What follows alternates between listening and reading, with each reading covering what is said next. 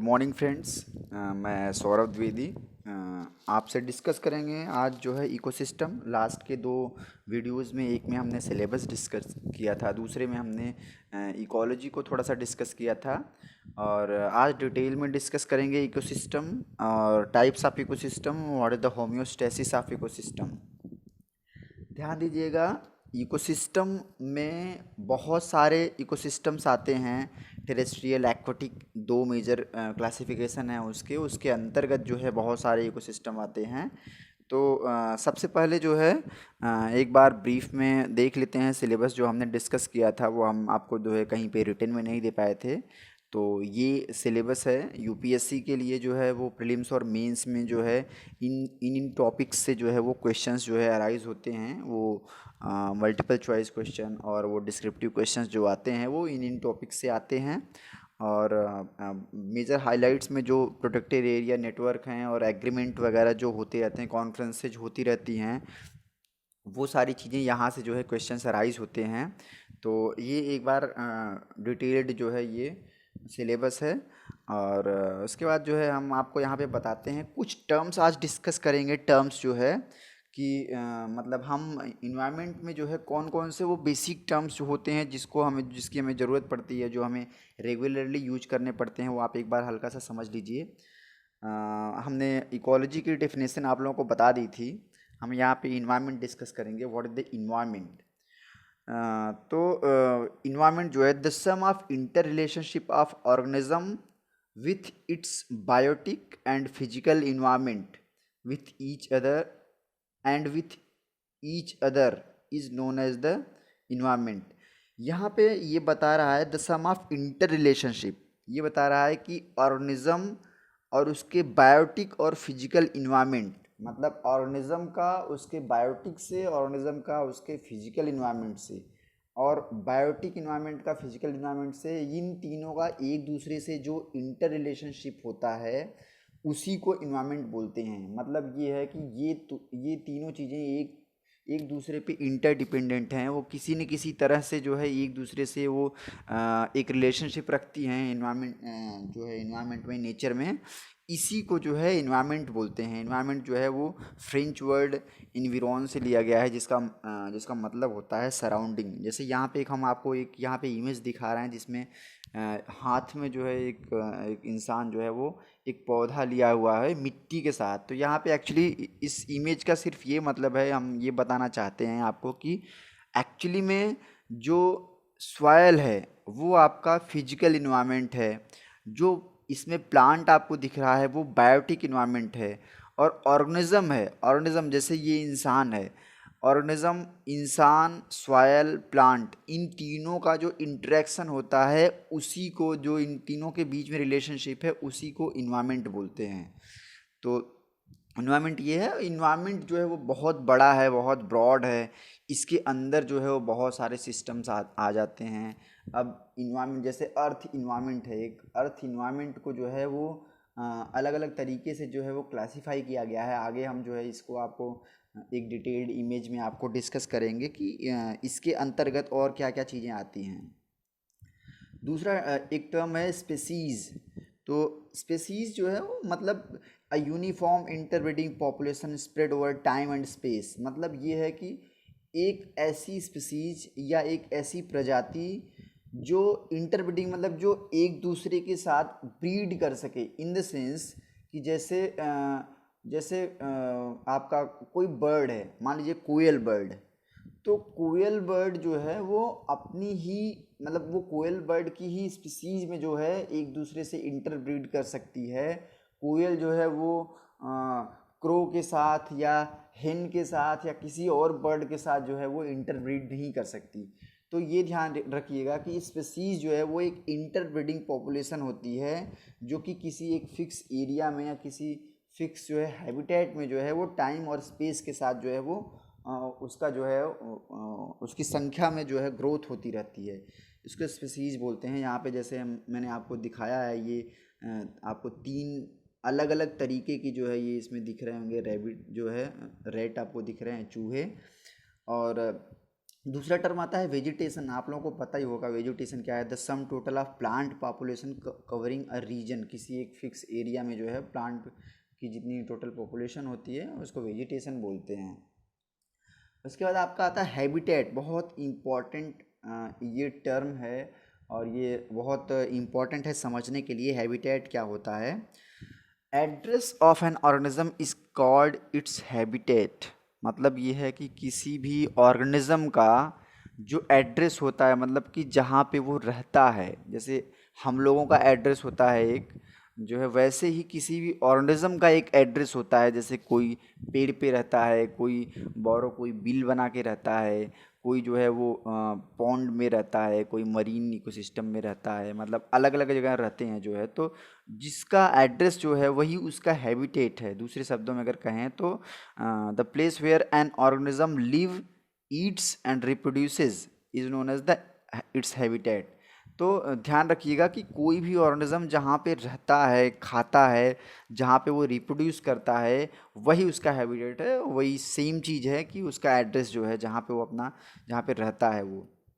उसके बाद एक टॉपिक आता है फ्लोरा और फौना। सबको मालूम होगा वैसे, फ्लोरा जो है वो प्लांट से रिलेटेड होता है, जहाँ पे प्लांट की स्पीसीज पाई जाती हैं। फौना जो है वो एनिमल्स होता है। और यहाँ पे एक डिफरेंस आप लोग ध्यान रखिएगा कि पॉपुलेशन और कम्युनिटी।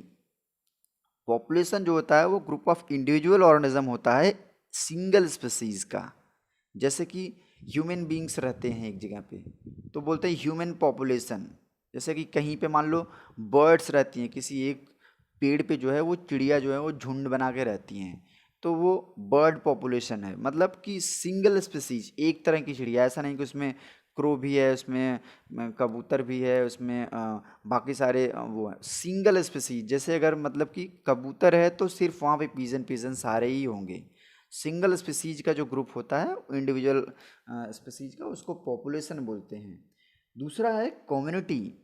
कम्युनिटी मतलब a group of populations of different species, in the sense कि जैसे कि कहीं पे एक फॉरेस्ट है। जैसे मान लो एक फॉरेस्ट है, फॉरेस्ट कम्युनिटी। जैसे फॉरेस्ट में आपके सारे तरह के जानवर हैं, जैसे आपके लायन है, वहाँ पे डियर है, वहाँ पे बर्ड्स हैं, वहाँ पे डॉग्स हैं। वो सारी चीज़ें मिलके ना वो कम्युनिटी बनाती हैं। मतलब कि पॉपुलेशन जो हो एक सिंगल स्पीसीज़ का होगा और कम्युनिटी जो है वो आपकी बहुत सारी स्पीसीज़ की होगी। आ जाते हैं इकोसिस्टम पे। हमारा जो है वो टॉपिक इकोसिस्टम जो है आज जिसको हम डिस्कस करने वाले थे, तो हम उस पे आ जाते हैं। हमने आपको थोड़े से टर्म बता दिए क्योंकि ये सब टर्म जो है वो रेगुलरली यूज होंगे, इसमें बीच बीच में आएंगे।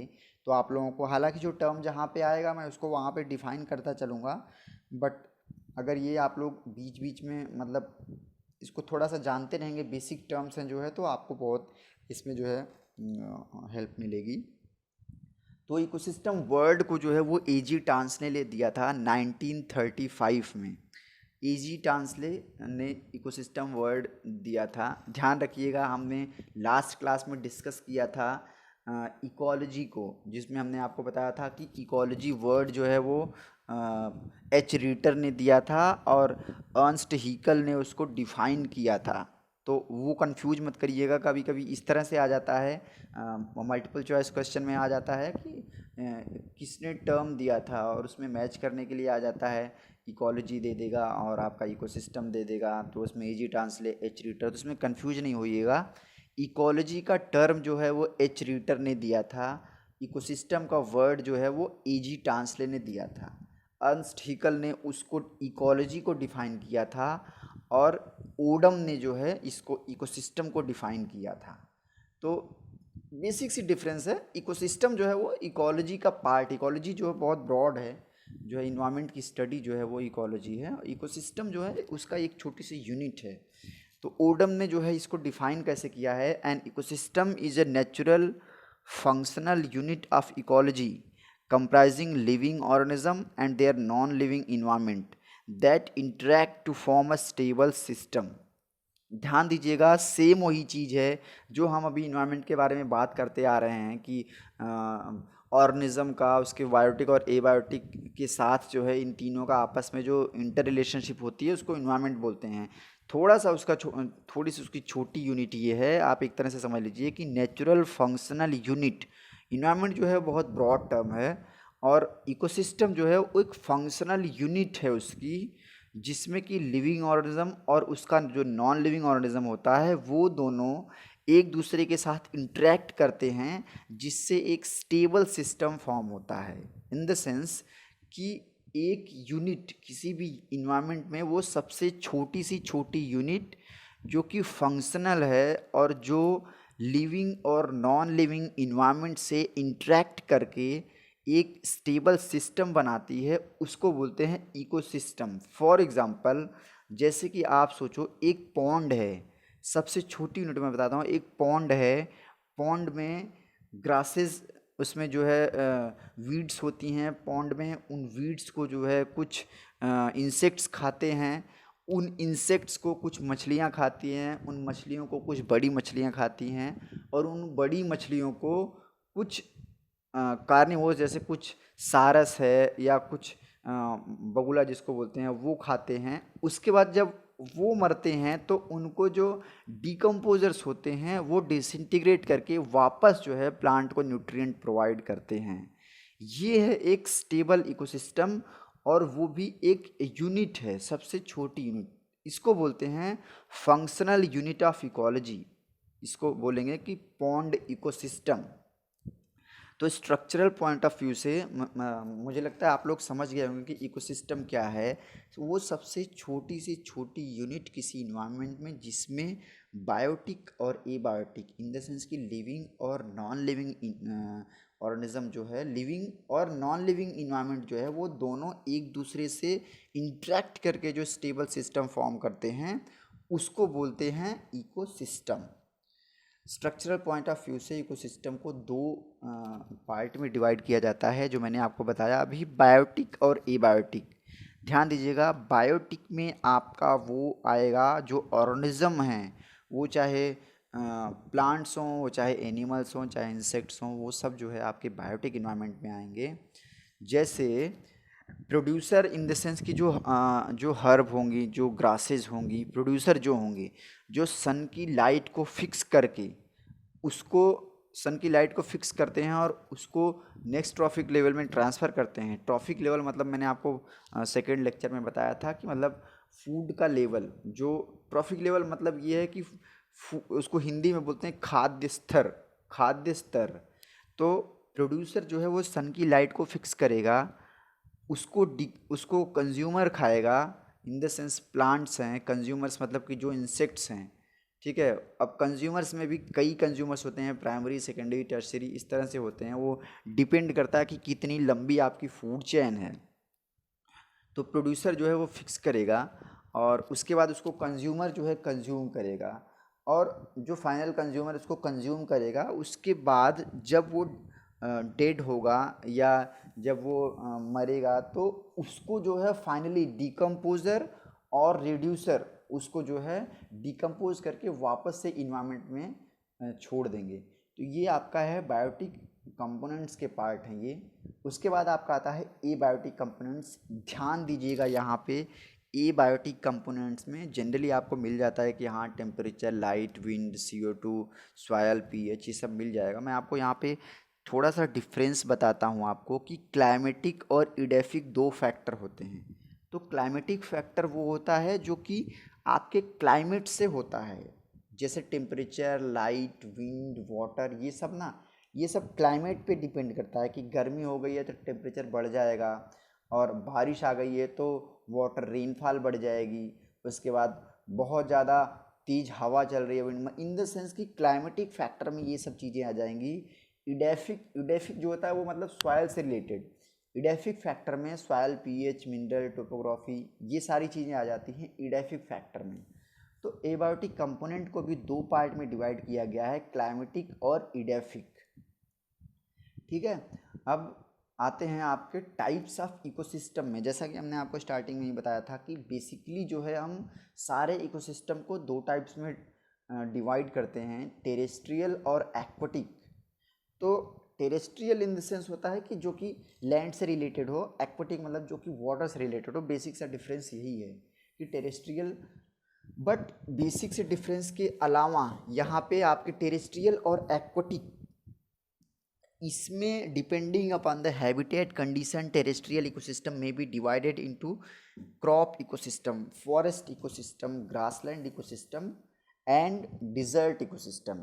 मतलब ये है कि इसको एक ब्रीफली ऐसे क्लासिफाई कर दिया गया है टेरेस्ट्रियल एक्वाटिक में, बट इसके अंतर्गत भी बहुत सारे जो कि स्पेसिफिक उसका टर्म देके जो है वो डिफाइन किया गया है। वो इतने सारे इकोसिस्टम है, लेक इकोसिस्टम है, पॉन्ड है इकोसिस्टम, मरीन इकोसिस्टम है, बहुत ब्रॉड है। उसके बाद आपका फॉरेस्ट इकोसिस्टम है, ग्रासलैंड इकोसिस्टम है, डिजर्ट इकोसिस्टम है। ये सारी चीज़ें जो हैं वो आपका इसके अंदर जो अंतर्गत जो है वो डिफाइन किया गया है। तो सिमिलरली इसी तरह से fresh water ecosystem are named as pond ecosystem, lake ecosystem and river ecosystem. तो the largest and most uniform ecosystem is marine ecosystem. बहुत ही स्टेबल इकोसिस्टम है मरीन इकोसिस्टम, जिसमें जो है कि बहुत सारी चीज़ें हैं। तो यहाँ पे हम आपको एक चीज़ बताना भूल गए, एक चीज़ हम आपको बताते हैं यहाँ पे जो हम डिस्कस कर रहे थे, एबायोटिक और क्लाइमेटिक फैक्टर। तो इसमें हम आपको थोड़ा सा बता देते हैं कि प्रोड्यूसर, कंज्यूमर और डिकम्पोज़र, इसको थोड़ा सा ब्रॉड कर देते हैं। प्रोड्यूसर में ध्यान दीजिएगा कि ग्रीन प्लांट्स आते हैं जो कि क्लोरोफिल और CO2 और सन वाटर इसकी हेल्प से फोटोसिंथेसिस करते हैं, और वो सन की एनर्जी को जो है वो डिफरेंट सिंपल जो है बेसिक फॉर्म में फिक्स करते हैं। जैसे कि आपका ग्लूकोज हुआ और प्रोटीन्स हुआ, लिपिड्स हुआ, इन सब फॉर्म में जो है वो इसको फिक्स करते हैं। बेसिकली सन की लाइट को पूरे अर्थ के इन्वायरमेंट में सन की लाइट को प्रोड्यूसर ही फिक्स करते हैं आपके फूड चेन में। दूसरे नंबर पे आपका आता है कंज्यूमर्स। तो कंज्यूमर जो है उसको बोलते हैं हेट्रोट्रॉफिक। प्रोड्यूसर जो है वो ऑटोट्रॉफिक होते हैं क्योंकि वो अपना फूड जो है स्वयं बनाते हैं। कंज्यूमर्स जो होते हैं ये आपके हेट्रोट्रॉफिक होते हैं क्योंकि ये हमेशा वो फूड कंज्यूम करते हैं जो कि किसी ऑटोट्रॉफ ने बनाया है। तो सिंपली इसको जो है अब इसमें भी माइक्रो कंज्यूमर और मैक्रो कंज्यूमर्स होते हैं। माइक्रो मतलब ये जैसे इंसेक्ट्स वगैरह हुए, फ्रॉक्स वगैरह, ये सब जो है आपके माइक्रो कंज्यूमर्स हैं, मतलब कि छोटे कंज्यूमर्स हैं। बहुत सारी फिशेस भी जो होती हैं वो प्लांट्स को जो है वो फीड खाती हैं जो है। तो मतलब इस तरह की जो छोटी चीज़ें हैं ये माइक्रो कंज्यूमर्स हैं। और जो बड़े हैं जैसे कि आपका शेर है, आप ह्यूमन बीइंग है, ये सब जो है मैक्रो कंज्यूमर्स हैं जो कि लार्ज अमाउंट में जो है वो फीड करते हैं। अब इसके अंतर्गत हम आपको बताएंगे जैसे प्राइमरी कंज्यूमर को हर्बीवोर बोलते हैं। ध्यान दीजिएगा, कंफ्यूज नहीं होना है। प्रोड्यूसर जो है वो प्लांट्स होते हैं और उन प्लांट्स को जो खाता है वो होता है कंज्यूमर, उसको हर्बीवोर बोलते हैं। जैसे कि आपके क्रस्टेशियन, मोलस्क, प्रोटोजोअन्स और कुछ फिशेस, इन सब को जो है एक्वाटिक सिस्टम में ये सब जो है वो हर्बीवोर होते हैं। और इसी तरह से आपके ग्रास इसमें टेरेस्ट्रियल इकोसिस्टम में जैसे आपका रैबिट हो गया, डियर हो गया, गोट हो गया, कैटल हो गया, ग्रास होपर्स, ये सारे जो है आपके हर्बीवोर होते हैं। उसके बाद दूसरे नंबर पे आपका आता है सेकेंडरी कंज्यूमर्स। अब जैसे ये सब तो मैंने आपको बताया प्राइमरी।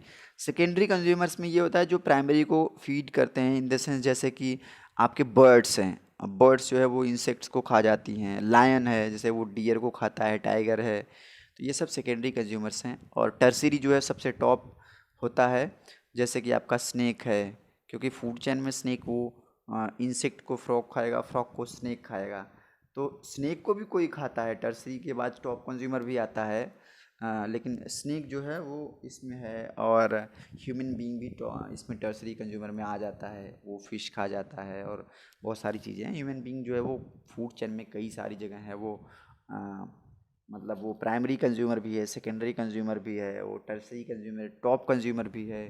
बहुत सारे कंट्रीज़ में जो है इंसेक्ट्स को जो है वो पका के खाते हैं। उसके बाद आपका आता है डिकम्पोजर्स, जैसे जिसमें बैक्टीरिया, फंजाई और मोल्ड्स आते हैं, जो कि एक तरह से कह लो सेप्रोट्रॉप्स होते हैं, जो कि सड़े गले पदार्थ होते हैं, उनको जो है फीड करते हैं ये। और इनका बेसिक पर्पज होता है मिनरलाइजेशन का। मतलब ये है कि जो डेड ऑर्गेनिज्म होते हैं उनको ये ब्रेक डाउन करके खुद के लिए जो है फूड मटेरियल तो ये इनटेक करते ही हैं, साथ साथ जो उसके मिनरल्स होते हैं, उसके जो कंपोनेंट्स होते हैं, उसको ये ब्रेक डाउन करके वापस इन्वायरमेंट में पहुंच जाते हैं। तो डिकम्पोजर्स जो है वो बहुत ही इम्पोर्टेंट पार्ट है किसी भी इकोसिस्टम का, क्योंकि ये बहुत ही जो है किसी भी इन्वायरमेंट को स्टेबल रखने के लिए, उसके न्यूट्रिएंट रिसाइकलिंग के लिए बहुत इंपॉर्टेंट है। आगे जब हम बायोजियोकेमिकल साइकिल्स को डिस्कस करेंगे तो उसमें देखेंगे कि न्यूट्रिएंट रिसाइकलिंग में जो है ये सेप्रोट्रॉप्स जो होते हैं, डिकम्पोजर्स जो रिड्यूसर्स होते हैं, ये बहुत इंपॉर्टेंट पार्ट जो है वो प्ले करते हैं। इसके बाद हम डिस्कस कर रहे थे टाइप्स ऑफ इकोसिस्टम में। पहला इकोसिस्टम हम डिस्कस करेंगे पॉन्ड इकोसिस्टम। बहुत ही हमने आपको अभी थोड़ा सा बेसिक सा बता दिया था, बहुत ही बेसिक सा जो है इसका कॉन्सेप्ट है। बहुत छोटा सा ये सिस्टम है जिसमें कि आपके सारे कंपोनेंट्स वही होंगे, बायोटिक एबायोटिक सब कुछ वही होंगे। इसमें एक चीज़ है, fresh water pond is a self regulating ecosystem. जैसे आपको बता दिया कि सब कुछ सारी चीज़ें जो है इसकी यहाँ पे अवेलेबल होती हैं। और in the pond ecosystem all the basic units of ecosystem are found. यहाँ पे आप ध्यान दीजिए, आपको इमेज में दिख रहा होगा यहाँ पे कि सनलाइट एक तो आपको दिख रही होगी इमेज में। ये सनलाइट है, ये एल्गी आपको दिख रही होगी प्रोड्यूसर के रूप में। इसमें एल्गी भी होती हैं, छोटे प्लांट्स भी होते हैं किसी पॉन्ड में जो है। तो ये एल्गी भी जो है वो प्रोड्यूसर होती है। एल्गी जो है यहाँ पे प्रोड्यूस करेगी फूड को जो है। उसके बाद इसको इंसेक्ट जो होते हैं, जो कंज्यूमर्स जो बोलते हैं हम, इंसेक्ट्स इसको फीड करेंगे। उसके बाद इनको छोटी फिशेस जो है, बड़ी फिशेस जो है, इनको फीड करेंगी, इनको खाएंगी। उसके बाद इनको जो है आपको एकदम लास्ट में दिख रहा होगा टॉप कंज्यूमर, जिसमें मैं आपको बता रहा था बगुला जो होता है वो। इसको अलग अलग तरीके की स्पीसीज होती हैं बहुत सारे तालाबों में। जैसे आपका राजस्थान है, आपका ये उत्तरी भारत है जो है, इसमें बहुत सारे आपके ऐसे पॉन्ड पाए जाते हैं, बहुत सारे ऑर्गेनिज्म होते हैं जो कि आपको तरह तरह की जो है डाइवर्सिटी दिखेगी यहाँ पे जो है आपको पॉन्ड्स में जो है। तो ये आपका टॉप कंज्यूमर है। नीचे आपको दिख रहा होगा बैक्टीरिया, जो कि डिकम्पोजर का रोल प्ले करते हैं जो है। तो ये एक पॉन्ड इकोसिस्टम का एक हाइपोथेटिकल इमेज है, इसको मैंने कहीं से डाला है। मेरा पर्पस ये है कि आप लोगों को बस सबसे सिंपल तरीके से मैं समझा पाऊँ कि ये है क्या। और इसके लिए मैं अलग अलग तरीके से मैं आपको सोर्स हर जगह मेंशन नहीं कर पा रहा हूँ, क्योंकि बहुत सारी चीज़ें मैं इंटरनेट से लिया हूँ, बहुत सारी चीज़ें मैंने बुक से लिया हुआ है, बहुत सारी चीज़ें मैं अपने पुराने नोट्स से लिया हूँ। तो ये सारी चीज़ें मैं आप लोगों के लिए कंपाइल करके जो है ये मैं आपको बस इजीली समझाने की कोशिश करता हूँ। मैं एक बार आपको इसमें बताता हूँ कि बायोटिक कंपोनेंट्स में पॉन्ड इकोसिस्टम में और क्या क्या हो सकता है। वैसे कि इतनी ज़्यादा ज़रूरत नहीं है डीप में पढ़ने की, बट मैं आपको हल्का सा वैसे बता देता हूँ कि जैसे प्रोड्यूसर में इसमें क्या क्या हो सकता है। जैसे यहाँ पे एल्गी दिया हुआ है, तो इस तरह का जैसे कि आइकॉर्निया, पिस्टिया, वोल्फिया, आइपोमिया, टाइफा, फ्रेगमाइट्स, ये सारी चीज़ें, कैरा, स्पाइरोगायरा, ईडोगोनियम। अब बहुत सारे लोग जो साइंस बैकग्राउंड से हैं वो पढ़े होंगे, तो स्पाइरोगायरा, कैरा, ईडोगोनियम, ये सारी जो है एल्गीज़ हैं। तो इस तरह के जो है, और जो माइक्रोस्कोपिक प्लांट्स होते हैं, छोटे प्लांट्स होते हैं, जैसे ऑसिलेटोरिया हुआ, एनाविना, यूडोरिना, क्लोस्ट्रियम, वोल्वॉक्स, ये सब जो है बहुत सारे लोगों ने पढ़ा होगा। और कंज्यूमर्स में आपको वही सारी चीज़ें हैं जो दिखती हैं उसमें, प्राइमरी कंज्यूमर्स में। अच्छा, इसमें एक चीज़ और आपको बता दूं मैं, बेंथोस और जू प्लैंकटन, दो चीज़ें होती हैं। मतलब कि पॉन्ड इकोसिस्टम में बेंथोस मतलब ये होता है जो बेंथिक ऑर्गेनिज्म होते हैं। बेंथिक मतलब ये होता है कि जो कि बॉटम में पाए जाते हैं। मतलब कि एनिमल्स जो होते हैं, एनिमल्स जो कि एसोसिएटेड होते हैं बॉटम, पॉन्ड के बॉटम पार्ट से, जो कि जिसको डिट्राइटिवोर्स भी बोलते हैं। इसमें जैसे कि आता है फिश आता है, इंसेक्ट लार्वा आता है, बीटल्स, माइट्स, मोलस्क, क्रस्टेशियंस, मतलब बेंथिक ऑर्गेनिज्म, मतलब जो कि बॉटम के ऑर्गेनिज्म होते हैं उनको बोलते हैं डेट्राइटिवोर्स। ये प्राइमरी कंज्यूमर में आते हैं। जो हमने आपको यहाँ पे भी बताया इंसेक्ट्स, जो इसमें दिख रहा है ना इमेज में, ये बेंथिक ऑर्गेनिज्म है। आप देखो तो ये बॉटम से थोड़ा सा लगा हुआ है, ये ऊपर सरफेस पे नहीं आपको फ्लोट करता हुआ दिखेगा। और जू प्लैंकटन जनरली इसमें जो है रोटीफर्स आते हैं, सब कुछ प्रोटोजो आते हैं, क्रस्टेशियंस आते हैं। तो ये सब जू प्लैंकटन होते हैं। जू प्लैंकटन मतलब ये है कि जो ऑर्गेनिज्म होते हैं, ऐसे प्लैंकटन मतलब होता है कि जो फ्लोट करे, तो ऐसे ऑर्गेनिज्म जो फ्लोट करें उनको जू प्लैंकटन बोलते हैं। इसके बाद इसमें सेकेंडरी कंज्यूमर और टर्सी कंज्यूमर है। एक चीज़ यहाँ पे आपको ध्यान देना है, इन अ पॉन्ड इकोसिस्टम फिश में occupy more than one trophic level. जैसे हमने आपको बताया यहाँ पे फिश जो है वो इंसेक्ट को भी खा रही है, फिश जो है वो एल्गी को भी खा सकती है, और फिश जो है वो फिश को भी खा सकती है। तो आप समझ गए होंगे कि मैं किसकी बात कर रहा हूँ, कि फ़िश जो है वो एक से ज़्यादा ट्रॉफिक लेवल को ऑक्यूपाई करती है। और फाइनली इसमें आता है डिकम्पोजर्स, जो कि आपको बैक्टीरिया वगैरह यहाँ पे दिख रहे हैं। तो ये हो गई पॉन्ड इकोसिस्टम की बात। आ जाते हैं ग्रासलैंड इकोसिस्टम पे। ध्यान दीजिएगा, ग्रासलैंड इकोसिस्टम बहुत ही इम्पोर्टेंट इकोसिस्टम है। सबसे ज़्यादा प्रोडक्टिविटी होती है इसकी, इसमें रेनफॉल कम होती है, और ये इकोसिस्टम बहुत ज़्यादा डाइवर्स भी होता है, क्योंकि इसमें बहुत सारी तरह के जो है वो ऑर्गेनिज्म पाए जाते हैं। ग्रासेज होती हैं, छोटे ट्रीज़ होते हैं, और बहुत सारे एनिमल्स होते हैं जो कि इन्हीं ग्रासलैंड में पाए जाते हैं। वर्ल्ड के बहुत सारे ग्रासलैंड बहुत फेमस हैं, वहाँ उनको अलग अलग नाम से पूछा जाता है। जैसे इसमें मैंने जो कुछ नाम मेंशन किए हैं, जनरली वो यूपीएससी के प्रीलिम्स में क्वेश्चंस पूछ देता है। मैं आप लोगों को जब डिटेल्ड नोट्स प्रोवाइड करूँगा या नेक्स्ट लेक्चर में जब कहीं डिस्कस होगा, तो मैं आपको और सारे टर्म्स बताऊंगा कि ग्रासलैंड के और नाम क्या हैं, वो वर्ल्ड के किस किस पार्ट में पाए जाते हैं, और उनकी खूबी क्या क्या है। हालांकि इतनी ज़्यादा डिटेल स्टडी करने की ज़रूरत नहीं है, बट क्योंकि मैं आपको बेसिक बता रहा हूँ और बेसिक ही पूछता है उसमें।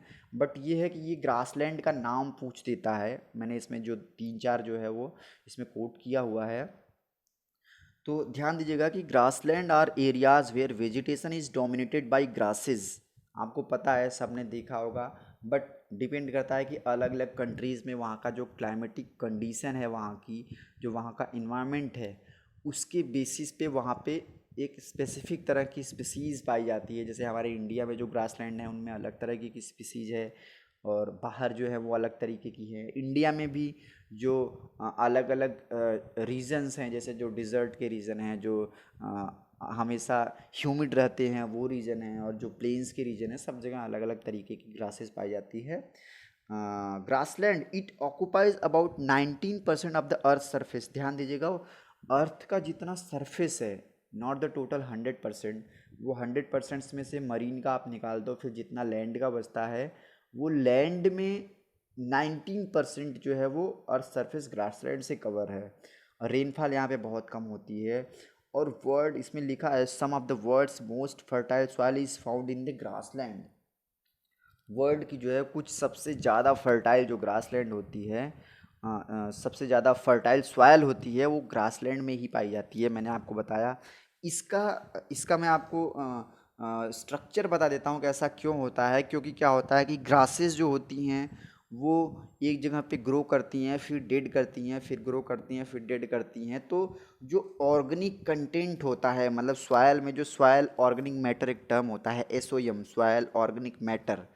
तो वो ऑर्गेनिक मैटर जो होता है वो इसमें उसकी लेयर बहुत थिक होती है, जिसकी वजह जो कि प्लांट्स को जो है वो सफिशिएंट न्यूट्रिशन प्रोवाइड करती है। इसलिए ग्रासलैंड जो है वो सबसे फर्टाइल सॉइल जो है वो कंटेन करता है।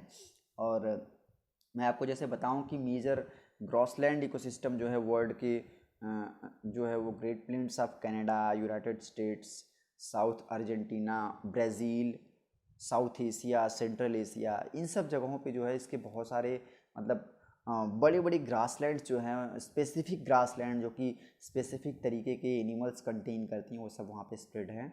और वो भी ग्रासलैंड के भी सेम वही सारे कंपोनेंट्स होंगे, एबायोटिक, बायोटिक, कंज्यूमर्स, डिकम्पोजर्स, वही सारे होंगे।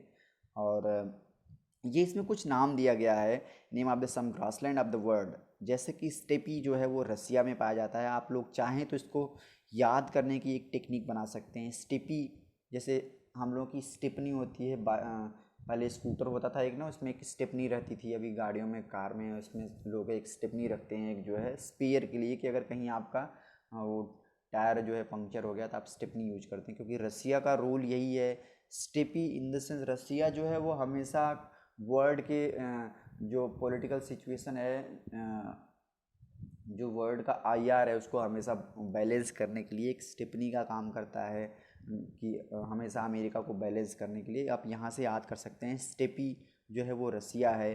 पंपाज अर्जेंटीना, अर्जेंटीना जो है वो नीचे है। पंपाज मतलब पंप से हम हवा भर के उसको ऊपर कर सकते हैं, लाइक दैट।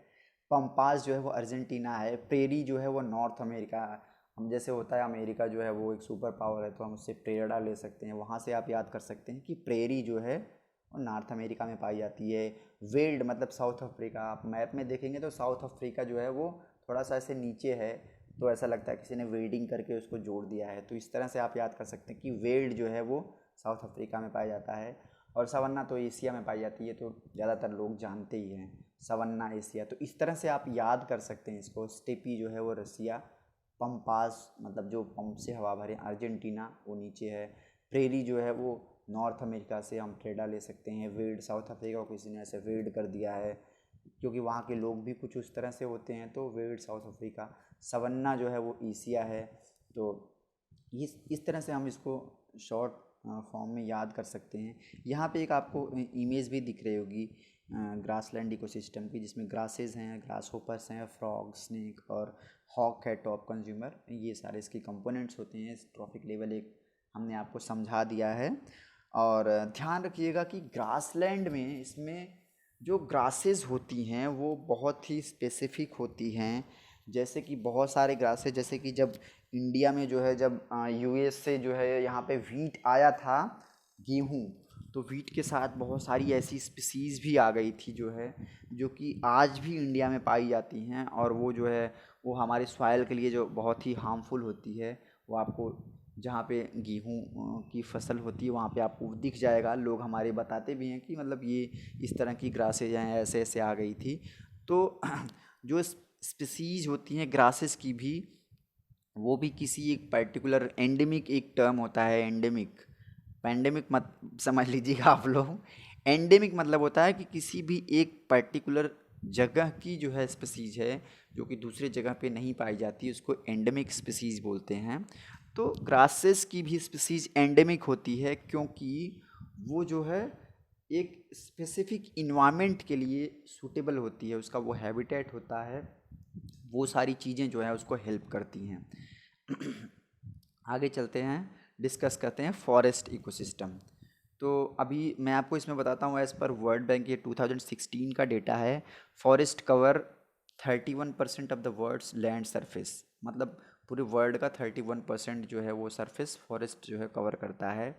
और इसमें एक बताया गया, national forest policy of India formulated in the year 1988। Question पूछा जा सकता है, aimed at maintaining 33% of the country's geographical area under forest tree cover, forest और ट्री कवर। तो ध्यान रखिएगा कि जो ये नेशनल फॉरेस्ट पॉलिसी बनी थी, ये सबको पता होगा। इसमें जो है ये बताया गया था कि फॉरेस्ट का कवर वो मिनिमम जो है 33% आपको मेंटेन करना है। इंडिया का जो है वो थोड़ा सा वेरी करता रहता है, 23, 24 इसी रेंज में, 21 से 23 के परसेंट में फ्लक्चुएट करता रहता है। हर साल की अलग अलग जो है वो फॉरेस्ट रिपोर्ट आती है, ISFR आता है, जो है उस तरह से जो है ये वेरी करता रहता है।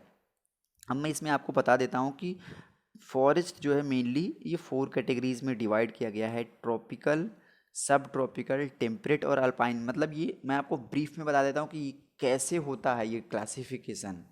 तो ट्रॉपिकल तो आपको सबको पता होगा, जो ज्योग्राफी के स्टूडेंट होंगे उनको अच्छे से पता होगा, जो नहीं है उनको मैं बताता हूँ कि अर्थ का जो सरफेस होता है पूरा ग्लोब अर्थ का, तो उसमें जो इक्वेटर से 30 डिग्री नॉर्थ 30 डिग्री साउथ ये वाला जो एरिया होता है इसको बोलते हैं ट्रॉपिक्स। ट्रॉपिकल एरिया होते हैं, यहाँ पे फॉरेस्ट होते हैं, ट्रॉपिकल फॉरेस्ट इसको बोलते हैं। और इस 30 के ऊपर 30 से ऊपर नॉर्थ में और साउथ में जो होते हैं वो सब ट्रॉपिकल होते हैं। 30 से ऊपर जो है वो सब ट्रॉपिकल होते हैं, और उसके ऊपर होता है टेम्परेट फॉरेस्ट, और सबसे ऊपर होता है अल्पाइन फॉरेस्ट, जो दोनों ग्लोब की तरफ होते हैं, जो बहुत ठंडे एरिया में होते हैं। अलग तरीके के वहाँ पे प्लांट स्पीसीज पाई जाती हैं। तो यहाँ पे ध्यान दीजिएगा, ट्रॉपिकल मतलब जहाँ पे रेनफॉल होती है, जहाँ पे टेम्परेचर ज़्यादा होता है वो ट्रॉपिकल होता है। सब ट्रॉपिकल मतलब मॉडरेट टेम्परेचर होता है, थोड़ा सा रेनफॉल भी होती है, थोड़ा सा टेम्परेचर ज़्यादा भी होता है, फ्लक्चुएट करता है वो। टेम्परेट फॉरेस्ट में ध्यान रखना है कि टेम्परेट फॉरेस्ट में टेम्परेचर कम रहता है, रेनफॉल बहुत कम होती है, लेकिन फिर भी वहाँ पे एक ह्यूमिडिटी रहती है। मतलब वो एक एवरेज टेम्परेचर होता है, इन द सेंस कि वहाँ पे ठंडा भी बहुत होता है, वहाँ पे हीट भी बहुत पहुँचती है। और वहाँ पे अलग तरीके की वहाँ पे भी स्पीसीज, जैसे कि आपका यूरोप का एरिया है, ये सारा एरिया जो है वो टेम्परेट फॉरेस्ट में आएगा। यूरोप में जो भी फॉरेस्ट पाए जाते हैं टेम्परेट फॉरेस्ट होते हैं। और फाइनली अल्पाइन फॉरेस्ट होते हैं, जैसे कि जो पोलर एरिया में पाए जाते हैं उसको अल्पाइन फॉरेस्ट बोलते हैं। यहाँ पे एक आपको इमेज भी दिख रही होगी, फॉरेस्ट इकोसिस्टम में फूड चेन को इसने डिफाइन, मतलब इसमें वो बताया गया है कैसे कि सन को प्रोड्यूसर है, और प्रोड्यूसर को हर्बीवोर, प्राइमरी कंज्यूमर, उसको फिर कार्निवोर, फिर उसको भी कार्निवोर स्नेक, फिर स्नेक को हॉक, फिर हॉक को फिर डिकम्पोजर। मतलब सेम सारी जगह पे थोड़ा बहुत कम ज़्यादा जो है उसी तरीके का जो है वो फूड चेन चलती रहती है। तो ये है फॉरेस्ट इकोसिस्टम। आपको यहाँ पे ध्यान रखना है कि सारे कंपोनेंट्स वही रहेंगे, उसकी स्पीसीज़ की वजह चेंज हो जाएगी फॉरेस्ट में। और फॉरेस्ट इकोसिस्टम बहुत ही इंपॉर्टेंट है। आगे के टॉपिक्स में हम डिटेल में डिस्कस करेंगे जो है कि ये जो चारों फॉरेस्ट हमने आपको बताया, ट्रॉपिकल, सब ट्रॉपिकल, टेम्परेट और अल्पाइन, इसकी डिटेल जो है स्टडी करेंगे कि किस किस रीजन में कौन कौन से कंट्रीज़ में जो है ये फॉरेस्ट पाए जाते हैं, क्या परसेंटेज है उनका, और क्या उनकी क्लाइमेटिक क्या कंडीशन उनको ज़रूरत होती है, वो सारी चीज़ें डिस्कस करेंगे आपसे आगे। फाइनली आता है डिज़र्ट इकोसिस्टम। अच्छा, desert ecosystem occupy about 19% of the land. हम डिस्कस कर रहे हैं, आप वहाँ पे कैलकुलेट कर लीजिएगा। 19% जो लैंड होती है वो डिज़र्ट इकोसिस्टम होती है, और ये उस जगह पे होता है जहाँ पे रेनफॉल जो है 23 सेंटीमीटर से भी कम होती है। एक चीज़ यहाँ पे आपको और मैं बता देता हूँ कि डिज़र्ट जो है ना वो दो होते हैं, एक हॉट डिज़र्ट, एक कोल्ड डिज़र्ट। तो जो ये हॉट डिज़र्ट होता है, जैसे आपको डिज़र्ट वर्ड जब आता होगा तो आपके दिमाग में वही रेगिस्तान और सैंड और वो सारी चीज़ें आपको दिखती होंगी, वो कैक्टस वो सब। नहीं, एक कोल्ड डिज़र्ट भी होता है जहाँ पे हमेशा बर्फ़ पड़ी रहती है, वहाँ पे कोई भी प्लांट जो है वो ग्रो नहीं कर सकता। सब कुछ जो है, अगर होता भी है प्लांट्स तो वो बर्फ़ के नीचे दबा होता है। और मतलब कि दो तरह का कोल्ड और हॉट डिज़र्ट होते हैं, दो तरह के। मतलब सिंपल सी चीज़ है कि एक्सट्रीम टेम्परेचर होता है वहाँ पे, वो चाहे एक्सट्रीम लो हो चाहे एक्सट्रीम हाई हो।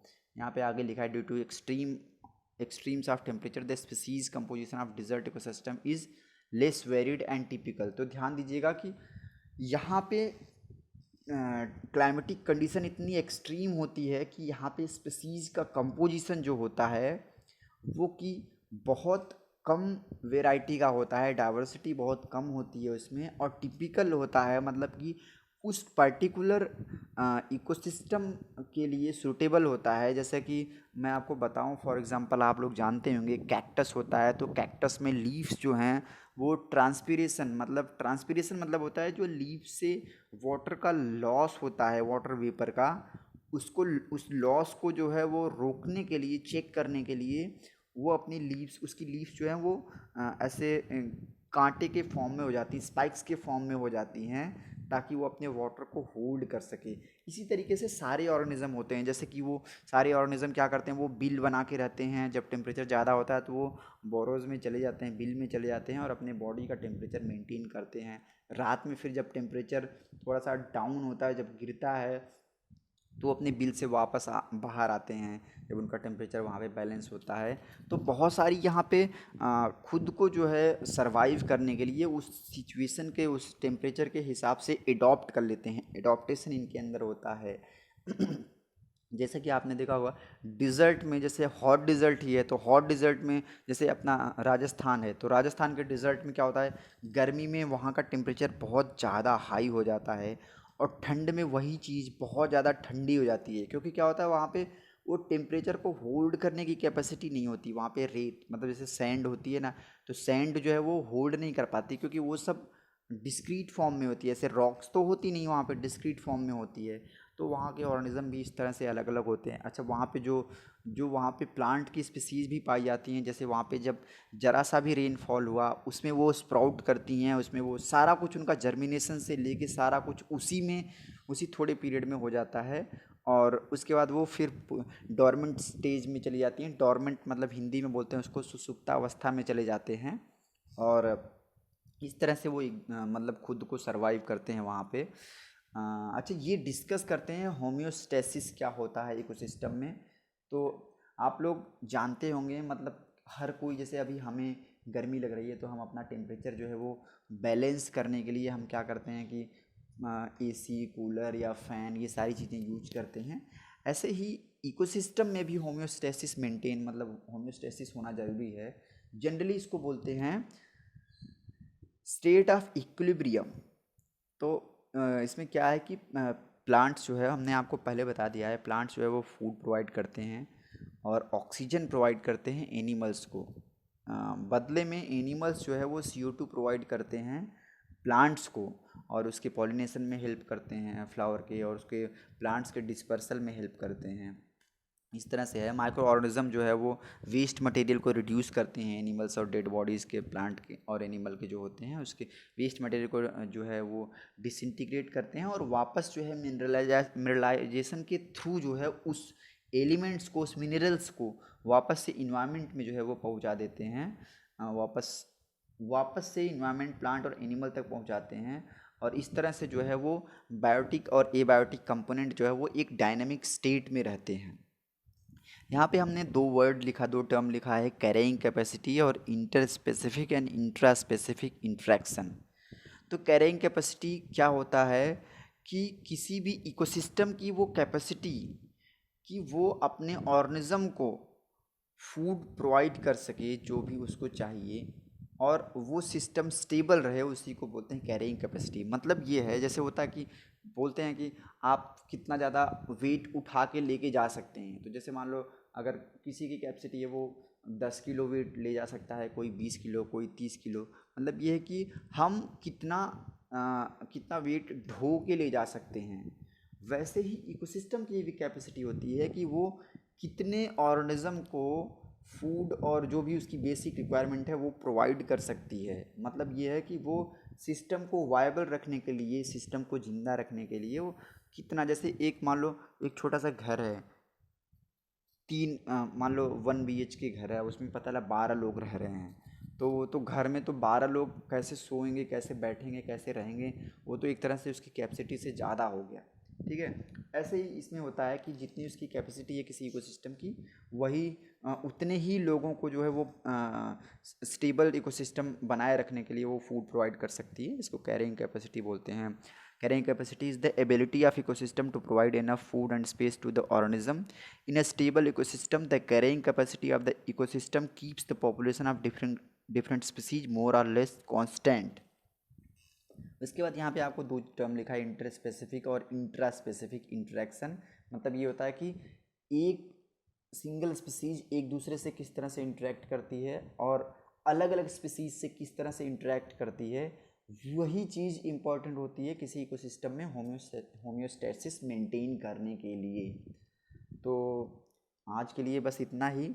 आपको ये वीडियो अगर अच्छा लगा हो तो आप लाइक करिए, और जो भी आपके डाउट्स हों आप कमेंट में आप कमेंट करिए, मैं तुरंत रिप्लाई करूँगा उसका जब भी मैं अवेलेबल होऊंगा।